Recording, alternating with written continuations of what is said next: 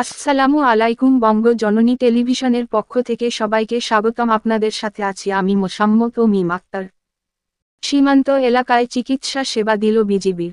দিনাজপুরের বিরল উপজেলার একটি সীমান্তবর্তী এলাকার অসহায় ও দুস্থদের মাঝে বিনামূল্যে চিকিৎসা সেবা ও ওষুধ বিতরণ করেছে বর্ডার গার্ড বাংলাদেশ বিজিবির।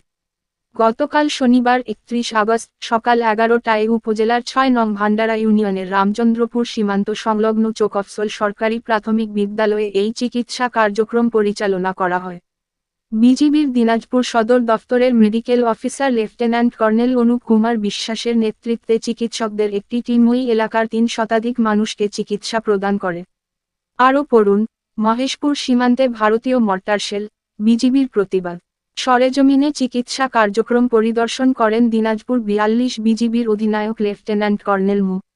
আহসানুল ইসলাম। এ সময় তিনি বলেন, সীমান্ত এলাকার মানুষের স্বাস্থ্য সেবা সঠিকভাবে না পাওয়ার কারণে তারা সব সময় বিভিন্ন রোগে আক্রান্ত হয়ে থাকেন। অসহায় মানুষেরা অর্থের অভাবে চিকিৎসা সেবা নেয়ার ক্ষমতা থাকে না।